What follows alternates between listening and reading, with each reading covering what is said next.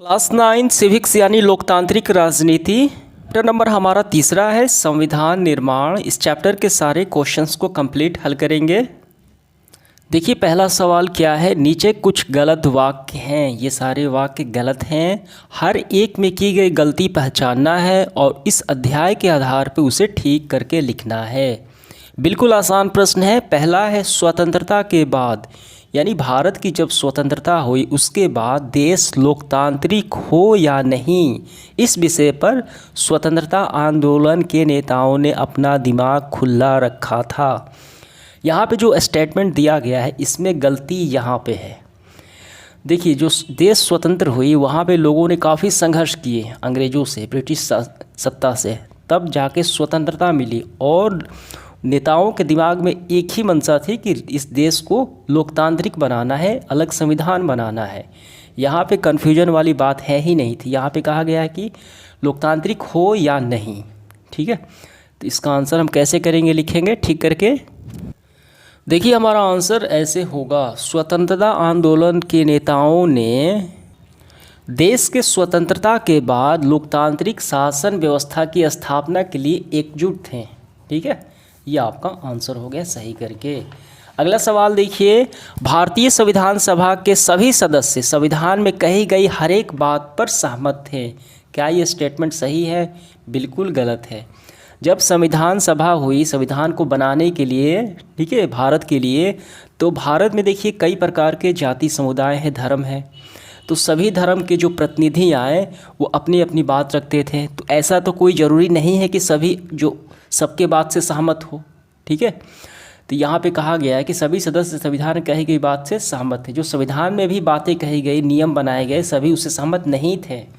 तो क्या हुआ, इसका आंसर हम ऐसे करेंगे। देखिए संविधान सभा के सभी सदस्य संविधान में कही गई हर एक बात पर सहमत नहीं थे, कुछ विरोधी भी थे, जिनमें क्या हुआ, उसका निपटान कैसे हुआ, जिनमें खुली बहस हुई, चर्चाएं हुई, उसके बाद बहुमत के आधार पे सहमत हुए, तब जाके संविधान को पारित किया गया। ठीक, अगला सवाल है ग नंबर, जिस देश में संविधान है वहाँ लोकतांत्रिक शासन व्यवस्था ही होगी, क्या ये ज़रूरी है? देखिए यह कहना पूरी तरीके से सही नहीं है कि जिस देश में संविधान है वहाँ लोकतांत्रिक शासन व्यवस्था ही होगी, बल्कि ऐसे कहा जा सकता है कि जहाँ लोकतांत्रिक शासन व्यवस्था है वहाँ एक संविधान होना ज़रूरी है, क्योंकि उस देश में सर्वोच्च कानून के रूप में कार्य करता है संविधान। ठीक है, तो इसका आंसर हम ऐसे करेंगे सही करके, जिस देश में संविधान है वहाँ लोकतांत्रिक शासन व्यवस्था ही होगी ऐसा ज़रूरी नहीं है, लेकिन जिन देश में लोकतांत्रिक शासन व्यवस्था है वहाँ एक संविधान होना ज़रूरी है, जैसे कि भारत में है। अब इसका देखिए फोर्थ पार्ट में क्या है, संविधान देश का सर्वोच्च कानून होता है, बिल्कुल सही बात है, लेकिन इसमें बदलाव नहीं किया जा सकता। सर्वोच्च कानून तो होता है लेकिन इसमें बदलाव संशोधन किए जा सकते हैं। ये एक बात संविधान संशोधन में भी अनुच्छेद है। ठीक है, कि संविधान को समाज की परिस्थितियों, रीति रिवाज, ठीक है, तो उसके आधार पे हम इसको बदल सकते हैं, समाज में आए परिवर्तन के आधार पे। तो इसको हम ठीक करके ऐसे लिखेंगे। देखिए भारतीय संविधान के निर्माताओं ने लोगों की भावनाओं, समाज में हो रहे हर एक बदलाव को संविधान में समय समय पर शामिल किया जा सकता है, अर्थात ज़रूरत और समय के अनुसार बदलाव किया जा सकता है। तो पहला सवाल तो हमने कंप्लीट कर लिया। अब इसके बाद देखिए दूसरा सवाल क्या है हमारा, दक्षिण अफ्रीका का लोकतांत्रिक संविधान बनाने में इनमें से कौन सा टकराव सबसे महत्वपूर्ण था? 4 ऑप्शंस दिए गए हैं, तो सीधे तौर पे ऑप्शन नंबर हमारा सी हो जाएगा, गोरे अल्पसंख्यक और अश्वेत बहुसंख्यकों का। ठीक है, समझ में आ गया। और ये जो टकराव था वो नस्लीय भेदभाव पर आधारित था, जिसमें कि गोरे अल्पसंख्यक अपने अधिकारों की रक्षा करना चाहते थे, जबकि अश्वेत जो थे, गोरे नहीं थे, बहुसंख्यक समानता और न्याय की मांग कर रहे थे। ठीक है, इसीलिए वहाँ पे संविधान के लिए वहाँ पे स्थापना हुई। तो ये हमारा ऑप्शन नंबर सी बिल्कुल सही होगा। तीसरा है, लोकतांत्रिक संविधान में कौन सा प्रावधान नहीं होता? देखिए यहाँ पे स्टेटमेंट को काफ़ी ध्यान से पढ़िए। शासन प्रमुख के अधिकार भी होते थे, जैसे कि हम भारत को ही ले लेते हैं, भारत में जो संविधान बना है वहाँ पे शासन प्रमुख के जो शासन के अधिकारी होते हैं, जैसे कि प्रधानमंत्री, राष्ट्रपति, मुख्यमंत्री, ठीक है, उन्हीं के अधिकार की बात की गई है, विधायिका के अधिकार की बात की गई है, देश का नाम भी है भारत, ठीक है। शासन प्रमुख का नाम का जिक्र नहीं होता, क्योंकि शासन के जो भी प्रमुख बनेंगे, प्रधानमंत्री, राष्ट्रपति, ठीक है, राज्यपाल, वो समय के अनुसार बदल जाएंगे हर एक 5 साल में, तो उसका नाम हम कैसे संविधान में कैसे लिखा जाए, ठीक है। तो शासन प्रमुख का नाम वहाँ पे जिक्र नहीं होता। ऑप्शन नंबर भी बिल्कुल सही होगा हमारा। 4 नंबर सवाल देखिए क्या है, हमें जोड़े बनाना है। संविधान निर्माण में इन नेताओं और उनकी भूमिका का मेल बैठाना है। यहाँ पे देखिए इसको मिलाएंगे हम। मोतीलाल नेहरू ने 1928 में संविधान का नेहरू रिपोर्ट के तहत मसौदा तैयार किया, ठीक है। 1928 में संविधान बनाया। ये हो गया। BR अम्बेडकर प्रारूप समिति के ये अध्यक्ष हुए। राजेंद्र प्रसाद, तो ये हो गए संविधान सभा के अध्यक्ष। सरोजनी नायडू संविधान सभा के सदस्य। ये हो गया हमारा। अगला सवाल हमारा देखिए क्या है, 5वां। जवाहरलाल नेहरू के नियति के साथ साक्षात्कार हुआ वाले भाषण के आधार पे अग्रलिखित प्रश्नों का हमें उत्तर करना है। देखिए यहाँ पे जो उन्होंने अपने भाषण में ये सारी बातें कही, क्या बातें कही देखिए। नेहरू ने क्यों कहा कि भारत का भविष्य सुस्ताने और आराम बैठने का नहीं है, ठीक है। और उसी तरीके से ये 2 और हैं, तो पहले इसका हम आंसर करते हैं, क्यों कहा। देखिए इसका उत्तर हम करेंगे। प्रस्तुत कथन जवाहरलाल नेहरू ने इसलिए कहा कि क्योंकि उस समय भारत अनेक समस्याएं जैसे गरीबी, भूखमरी, अकाल, दंगों से जूझ रहा था। अगर इस पे काम न किया जाए, दूर करने का काम न किया जाए, तो भारत की स्थिति और भी ख़राब हो सकती थी। इन्हीं समस्याओं को देखते हुए उन्होंने ये अपने भाषण में ये वक्तव्य कहे कि भारत का भविष्य अभी सुस्ताने और आराम करने बैठने का नहीं है, इसको बस इन समस्याओं को दूर करने का है। खा पाठ में देखिए, नए भारत के सपने किस तरह विश्व से जुड़े हैं। तो इन्होंने इस वक्तव्य का क्या मतलब है कि स्वतंत्रता प्राप्ति के बाद नए भारत के सपने मानवता, बंधुता, समानता, सौहार्दता के सहारे विश्व से जुड़े हैं, ठीक है। अभी विकास करने की ज़रूरत है। गौ पाठ में वे संविधान निर्माताओं से क्या शपथ चाहते थे, तो हम लिखेंगे जवाहरलाल नेहरू संविधान जो निर्माताओं थे से, ठीक है, जहाँ के नागरिकों के अधिकार और स्वतंत्रता की शपथ चाहते थे। उन्हें अधिकार मिले, उन्हें स्वतंत्रता मिले, ठीक। अगला सवाल हमारा है 6 नंबर। हमारे संविधान को दिशा देने वाले कुछ मूल्य और उनके अर्थ हैं, उन्हें आपस में मिलाकर दोबारा लिखिए। ये जैसे तैसे लिख दिया गया है। देखिए पहला क्या है क पाठ में, संप्रभु, इसका क्या होगा। देखिए इसका हम कौन सा मैच करें, तो हम लिखेंगे फैसले लेने का सर्वोच्च अधिकार लोगों के पास है, जनता के पास है, जनता की सरकार है, तो पहले का 1 हो जाएगा। गणतंत्र क्या होगा, गणतंत्र का होगा शासन प्रमुख एक चुना हुआ व्यक्ति। बंधुत्व में लोग आपस में परिवार की तरह रहें। धर्मनिरपेक्ष में क्या होगा, सरकार किसी भी धर्म के अनुसार काम नहीं करेगी, किसी भी धर्म के निर्देश के अनुसार। तो देखिए इसको हम काफ़ी व्यवस्थित तरीके से ऐसे लिख लेंगे, संप्रभु, ठीक, संप्रभु का गणतंत्र, बंधुत्व।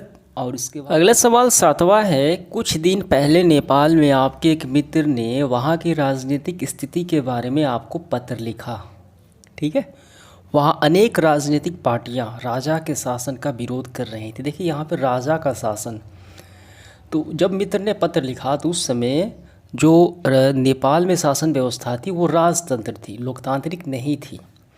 उनमें से कुछ का कहना था कि राजा द्वारा दिए गए मौजूद संविधान में ही संशोधन करके चुने हुए प्रतिनिधि से ज़्यादा अधिकार दिए जा सकते हैं। अन्य पार्टियां नया गणतांत्रिक संविधान बनाने के लिए, नए संविधान का गठित करने के लिए मांग कर रही थी। इस विषय में अपने मित्र के बारे में बताना है। देखिए कुल मिलाकर देखा जाए लोकतांत्रिक जो शासन व्यवस्था थी नेपाल में नहीं थी, राजतांत्रिक थी। लेकिन वहाँ के कुछ अन्य पार्टियाँ गणतांत्रिक शासन व्यवस्था, ठीक है, जो प्रतिनिधि द्वारा चुनी, जैसे कि भारत में होता है वैसे आधार पर संविधान बनाने के लिए जोर दे रहे थे। ठीक, तो इसके बारे में अपने मित्र के बारे में ये स्थिति बताना है पत्र के द्वारा। देखिए ऐसे हम बताएंगे पत्र के द्वारा। प्रिय मित्र सोनू, ठीक है, जो भी नाम है आपका मित्र का यहाँ पे लिखना है। तुम्हारा पत्र मुझे प्राप्त हुआ, इसके माध्यम से मुझे नेपाल में राजनीतिक शासन का पता चला। वहाँ के राजशाही शासन का विरोध कर रहे लोगों की आकांक्षाओं को पूरा नहीं किया जा रहा तथा उनका दमन किया जा रहा है। मैं तुम्हें एक बात बता देना चाहता हूँ कि भारत में भी स्वतंत्रता प्राप्ति के दौरान इसी प्रकार के संघर्ष यहाँ की जनता को ब्रिटिश हुकूमत से करना पड़ता था।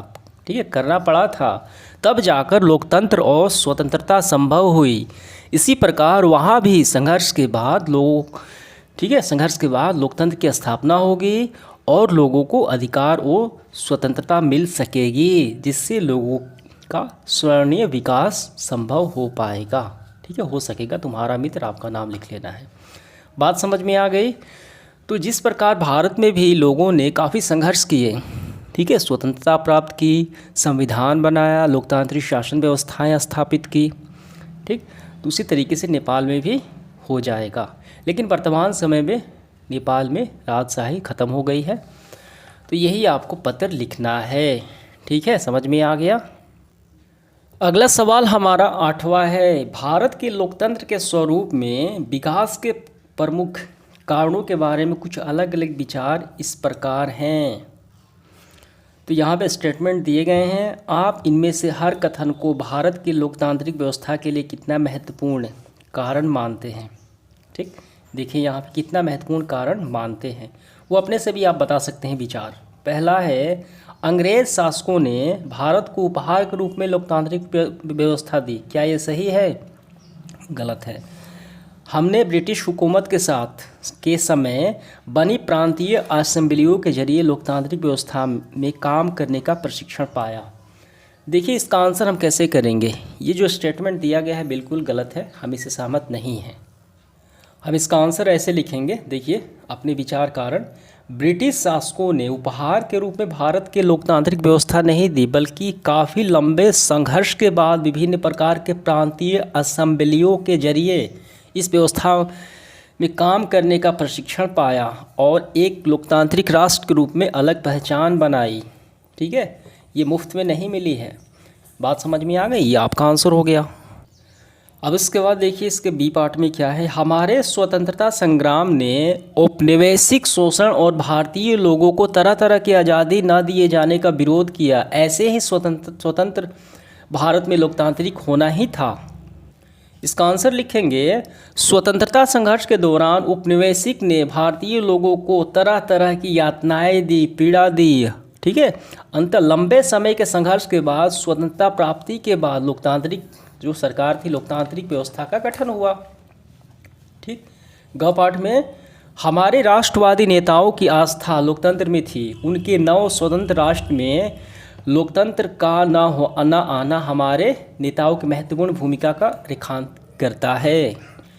इसका आंसर हम लिखेंगे, देखिए कैसे। हमारे राष्ट्रवादी नेताओं की पूरी आस्था लोकतंत्र में थी, इसीलिए नव स्वतंत्र राष्ट्र में अधिकांश राष्ट्र ने अपनी शासन व्यवस्था में इसे अपनाया, लोकतांत्रिक शासन व्यवस्था को अपनाया, भारत को देखते हुए, जो हमारे नेताओं की महत्वपूर्ण भूमिका को रेखांकित करता है।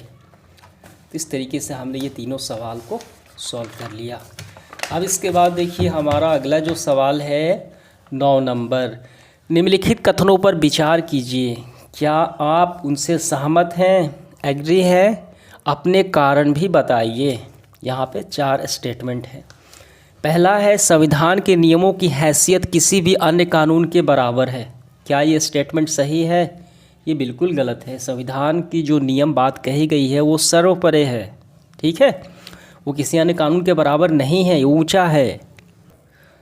तो इस पहले का आंसर हम ऐसे लिखेंगे, संविधान के नियमों की हैसियत किसी भी अन्य कानून से अधिक है, क्योंकि संविधान के द्वारा ही कानून की रक्षा होती है। ठीक, अगला है ख नंबर, संविधान बताता है कि शासन व्यवस्था के विविध अर्थों का गठन किस तरह होता होगा। तो ये स्टेटमेंट जो है बिल्कुल सही है, हम सहमत हैं। संविधान बताता है, ठीक है।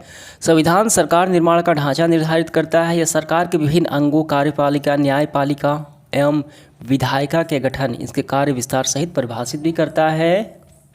देखिए अगला सवाल है ग नंबर, नागरिकों के अधिकार और सरकार की सत्ता की सीमाओं का उल्लंघन भी संविधान में स्पष्ट रूप से है। तो इसका आंसर करेंगे, यह कथन सही है।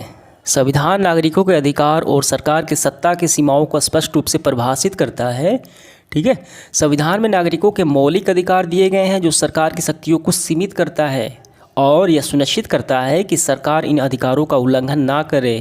यदि ये कोई कानून मौलिक अधिकारों के विरुद्ध है तो उसे न्यायपालिका रद्द कर सकती है, ठीक है। अगला सवाल हमारा देखिए, फोर्थ इसका है, संविधान संस्थाओं की चर्चा करता है। संविधान संस्थाओं की चर्चा करता है, उनका मूल्यों से कुछ लेना देना नहीं है। इसका आंसर करेंगे, यह कथन गलत है। संविधान सिर्फ संस्थाओं की चर्चा करता है, उसका मूल्यों से लेना देना नहीं, ये गलत है स्टेटमेंट। संविधान अपने मूल्यों पर निर्धारित होता है और उन मूल्यों को संस्थागत रूप देता है। भारतीय संविधान के प्रस्तावना में न्याय, स्वतंत्रता, समानता, बंधुत्व जैसे मूल्य पर जोर दिया गया है जो सभी संस्थाओं के ठीक है, कामकाज पर आधार प्रदान करता है।